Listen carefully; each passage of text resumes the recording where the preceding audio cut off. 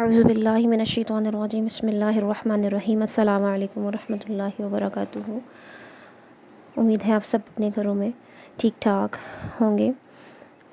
تو آج کا سبق شروع کرنے سے پہلے میری ریکویسٹ ہے کہ پلیز چینل کو زیادہ سے زیادہ لائک شیئر اور سبسکرائب کریں کہ یہ صدقہ جاریہ ہے۔ اللہ کے قرآن کو، اللہ کی بات کو ہم عام کرنا چاہ رہے ہیں۔ اللہ پاک ہمیں اس کی توفیق دے، ہم سب سیکھنے اور سکھانے کے عمل میں۔ تو سب سے پہلے درود پاک پڑھتے ہیں۔ اللہم صلی علی محمد وعلی آل محمد کما صلیت علی ابراہیم وعلی آل ابراہیم انک حمید مجید۔ اللہم بارک علی محمد وعلی آل محمد کما بارکت علی ابراہیم وعلی آل ابراہیم انک حمید مجید۔ آج کا جو ہمارا سبق ہے وہ ہے سورۃ البقرہ کی آیت نمبر 6 اور 7 انشاءاللہ ہم پڑھیں گے۔ تو شروع کرتے ہیں۔ ربی اشرح لی صدری ویسر لی امری واحلل عقدۃ من لسانی یفقہوا قولی ربی زدنی علما۔ بسم اللہ الرحمن الرحیم۔ ان الذین کفروا سواء علیہم اانذرتہم ام لم تنذرہم لا یؤمنون۔ بے شک جو لوگ کافر ہیں برابر ہے ان پر، خواہ تو انہیں ڈرائے یا نہ ڈرائے وہ ایمان نہیں لائیں گے۔ ان بے شک الذین جو لوگ کفروا کافر ہیں، سواء برابر ہے، علیہم ان پر، خواہ انذرتہم تو انہیں ڈرائے، ام یا لم نہ تنذرہم ڈرائے تو انہیں، لا نہیں یؤمنون ایمان لائیں گے۔ بے شک جو لوگ کافر ہیں برابر ہے ان پر، خواہ تو انہیں ڈرائیں یا نہ ڈرائیں وہ ایمان نہیں لائیں گے۔ کفروا جو انکار کرتے ہیں، یہ لفظ کفر سے نکلا ہے جس کے معنی ہے چھپانا۔ شریعت میں کافر اسے کہتے ہیں جو حق کا منکر ہو اور مخالف ہو، اللہ اور اس کے رسول کو نہ مانتا ہو۔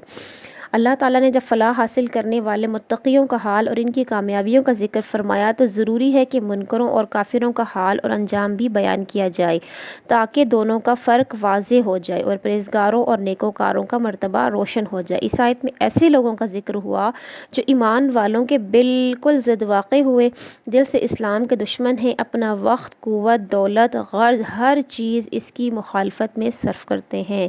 ایسے لوگ دلیلیں سامنے آنے کے باوجود کفر پر اڑے رہتے ہیں۔ حق قبول کرنے کی استعداد مسلسل انکار اور مخالفت کے باعث کمزور ہو جاتی ہے، یہاں تک کہ بالکل ختم ہو جاتی ہے۔ اس صورت میں نبی کا ان کے لیے عذاب سے ڈرانا یا نہ ڈرانا برابر ہے۔ رسول اللہ صلی اللہ علیہ وآلہ وسلم کی سب سے بڑی آرزو تھی کہ سب لوگ اسلام کے دائرے میں داخل ہو جائیں۔ اس آیت میں آپ صلی اللہ علیہ وآلہ وسلم کو یہ حقیقت بتائی گئی کہ آپ صلی اللہ علیہ وآلہ وسلم خواہ کچھ کریں، یہ حق کو پہچاننے اور ماننے کی قوت ضائع کر چکے ہیں۔ یہ جو کہا گیا کہ رسول پاک صلی اللہ علیہ وسلم انہیں ڈرائیں یا نہ ڈرائیں وہ ایمان نہیں لائیں گے، یہ خبر فیصلے کی صورت میں نہیں ہے بلکہ ان کے مسلسل انکار اور مخالفت کا نتیجے کا اظہار اور اعلان ہے۔ اللہ تعالیٰ نے ہر شخص میں حق قبول کرنے کی صلاحیت رکھی ہے، لیکن جو لوگ ذاتی فائدوں کو رکھتے ہوئے تعلیم یا بری صحبت کی وجہ سے سچائی کی مخالفت کرتے ہیں، ان میں حق قبول کرنے کی قوت رفتہ رفتہ باقی نہیں رہتی۔ اس لیے ہمارا یہ فرض ہے کہ تلاش حق کی جو قوت ہمارے اندر فطری طور پر موجود ہے اس کو ضائع نہ ہونے دیں، ہمیشہ حق اور صداقت کی جستجو میں لگے رہیں۔ ہمیں چاہیے کہ حق کی تعلیم عام کریں اور اس خوش اسلوبی اور حکمت سے حق کا پیغام اللہ کے بندوں تک پہنچائیں کہ ان کے دلوں میں نرمی اور خوف خدا پیدا ہو، جن میں تھوڑی سی بھی حق قبول کرنے کی استعداد موجود ہے، تاکہ ان تک اپنے ہر ممکن وسائل سے پہنچائیں۔ اللہ پاک ہمیں اس کی توفیق دے۔ اب اگلی آیت پہ آتے ہیں، آیت نمبر 7۔ ختم اللہ علی قلوبہم وعلی سمعہم وعلی ابصارہم غشاوۃ ولہم عذاب عظیم۔ اللہ نے ان کے دلوں اور کانوں پر مہر لگا دی اور ان کی آنکھوں پر پردہ ہے اور ان کے لیے بہت بڑا عذاب ہے۔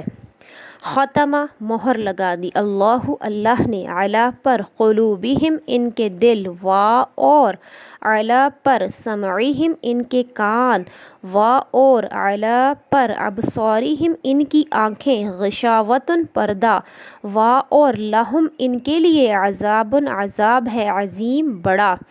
ختم اللہ علی قلوبہم وعلی سمعہم وعلی ابصارہم غشاوۃ ولہم عذاب عظیم۔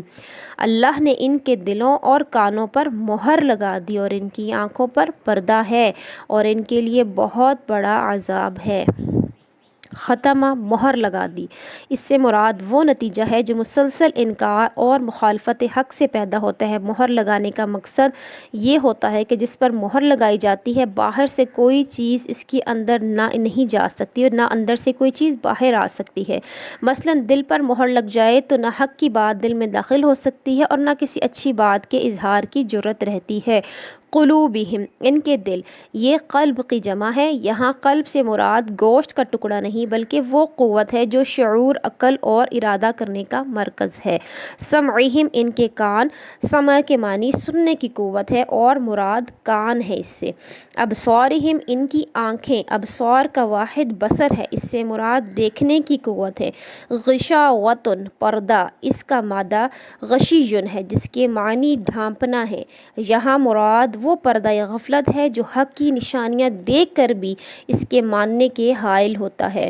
دنیا میں یہ قانون ہر چیز پر حاوی ہے کہ جب کوئی قوت مسلسل طور پر کام میں نہ لائی جائے تو آخر کار وہ اپنا عمل چھوڑ بیٹھتی ہے۔ یہی حال حق کے سمجھنے والوں اور دیکھنے کی قوتوں کا ہے۔ اگر انہیں مسلسل بیکار رکھا جائے تو اللہ تعالیٰ کا یہ فطری قانون ہے کہ یہاں بھی جاری ہوتا ہے۔ اسی قانون کے اجزاء کا ذکر اس آیت میں کیا گیا ہے کہ اللہ کی طرف سے مہر لگ جانے کا عمل انسان کے جان بوجھ کر کفر اختیار کرنے والوں اور اس پر اصرار کرنے کے بعد ہوتا ہے۔ ہر شخص کو اللہ کی طرف سے صحیح فطرت عطا ہوئی ہے اور اس میں اللہ کی نشانیوں میں غور و فکر کرنے کی قوت بھی شامل ہے، لیکن جب انسان اپنی قوتوں کا غلط استعمال کرنے لگتا ہے اور حضرت محمد صلی اللہ علیہ وسلم کی تعلیمات سے منہ موڑ کر شیطان کے پیچھے چلنے کا ارادہ کرتا ہے تو وہ انبیاء علیہ السلام کے رحمت کے سلسلے سے نکل جاتا ہے اور اللہ کی مدد اس کا ساتھ چھوڑ دیتی ہے۔ اب وہ غلط رستوں کو ہی سیدھا رستہ سمجھنے لگتا ہے۔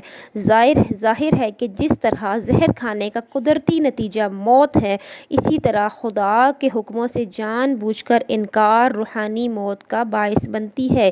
اور جیسا کہ آپ پڑھ کے آئے ہیں کہ انسانی موت کے بعد جو یہ زندگی ختم نہیں ہو جاتی بلکہ ایک دوسری زندگی بھی ہے جو اس دنیاوی زندگی کا نتیجہ ہے۔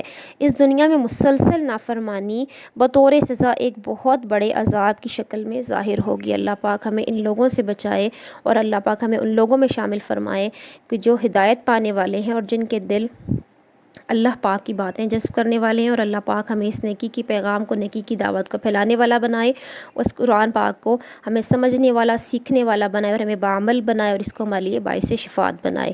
تو ویڈیو اچھی لگے تو پلیز ویڈیو کو لائک، شیئر، سبسکرائب کریں اور کمنٹ بھی کریں اور بیل کے آئیکن کو پریس کریں اور زیادہ سے زیادہ شیئر کریں تاکہ اس نیکی کام میں ہم سب کا کچھ نہ کچھ حصہ ہو۔ وما علینا الا البلاغ المبین، وصلی اللہ تعالیٰ علی خیر خلقہ محمد وعلی آلہ وصحبہ اجمعین برحمتک یا ارحم الراحمین۔ السلام علیکم ورحمۃ اللہ۔